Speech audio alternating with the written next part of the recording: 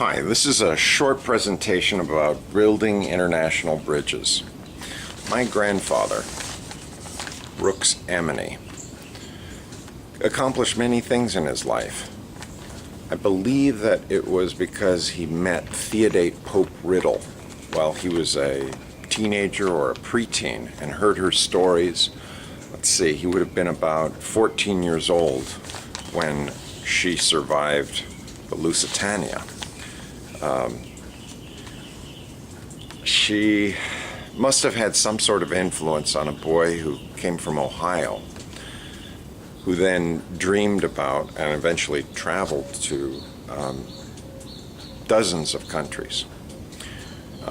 Here's a fellow who spent his life building international bridges, and it's through his letters that I've come to know my grandfather. He writes about going to different countries under a program called People to People, started by President Eisenhower. The idea is that you have citizens talking to citizens when governments may not be able to communicate with each other. If communication between governments drops or has a hiccup, citizen-to-citizen contacts can keep open doors that will eventually lead to better communication between governments. In my grandfather's day, this meant spending a week over in Iran, visiting people, spending almost a week to get there. And you're either taking a ship or you're flying in several hops. There are these 12,000-mile, 16-hour journeys. I mean, it's not exactly what you do on one tank of gas. I'm making this video to introduce you to the concept of building international bridges and what it means in an era of the internet, Skype, Facebook, and electronic mail. Is there a way that we can assist ordinary citizens, people who do not have large bank accounts, in participating in the world? People who might never leave their country. 70% of the US population does not own a passport. That's perhaps 4 years old. There are more passports now. At that time, 10 million passports were issued each year. Now it's up to 17 million because there's a requirement if you go to Canada, now you need a passport. So let's just say that for the next 10 years, 17 million passports are issued. That's 170 million, and that's about half of the US population. So still have half of the people who are our neighbors who are not communicating with other countries in the sense of visiting and talking face-to-face to someone. So through the miracle of Skype, we can arrange for young people to experience what it's like to be sitting in front of someone else whose native language is different than their own language, and these students can then also find out about a different culture. And those people know about the USA only through propaganda, Hollywood, or some television. Perhaps they've seen some CNN or Al Jazeera. All right? Al Jazeera. There's certain steps that are needed. The idea is to have a child in front of a computer talking to another child. Perhaps it goes Florida to Kenya. Okay? Florida to Kenya.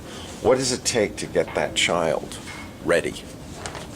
Let's think about all the things that have to go on so it's a successful communication with the kid in Kenya.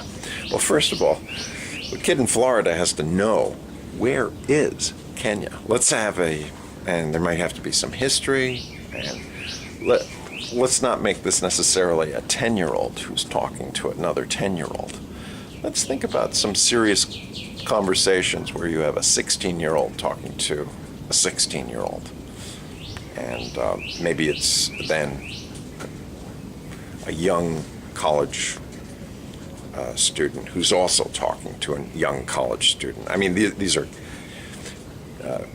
the subjects of the conversations will be different. But I think this emphasis on, let's have a 10-year-old start a staring contest with 10-year-olds in another country. I think this trivializes the technology and the purpose of building bridges. You can start on that juvenile level, but I think the real power comes when a student who feels alone in his own thoughts and situations, or we really want to use this technology at the level that the BBC did. After 9/11, the BBC arranged for a group of firemen in New York to sit in a studio and be connected to a group of young people, perhaps in their 20s, in Pakistan. And there was communication like, what were you guys thinking? Or what were those people thinking? And the Pakistanis were communicating, we didn't do this. However, we think we know what was going through the heads of those people because we've heard it ourselves. We've heard that some people don't agree with what the U.S. government is doing, and maybe the U.S. people need a wake-up call. So what this did was probably inflamed. I've never seen this production, but there were stages of first disbelief and then anger, and then the denial might be in there as well. But finally, there has to be some sort of acknowledgement, maybe not acceptance, but yet there was acknowledgement that there was a negative feeling on the side of Pakistanis towards the U.S. government. And I guess how the U.S. supports Israel without conditions, it seems. And I think that's one of the highest uses of internet technology for building international bridges. How can we, you and I, do something along this line? Well, it's a two-step project, just 2 steps, right? I mean, I've got a lot of steps here, but the first step is to set up a nonprofit organization. That would be really good. That's what most people say. Well, you got to have a nonprofit to do anything. Well, that's maybe step 3. Step 1 is find someone who knows about Skype. If you don't know about Skype, you don't have to learn it. You just need someone who can help you. Step 2 is to find someone in another country who also has Skype, and then just start a conversation. Things will happen after that. This is a roadmap. You can be one part of that roadmap, and I invite you just to contact me, because all of this goes back to Brooks Emeny. He went to Southeast Asia, to Middle East, and what he did is he brought his culture with him, and he listened to the other person.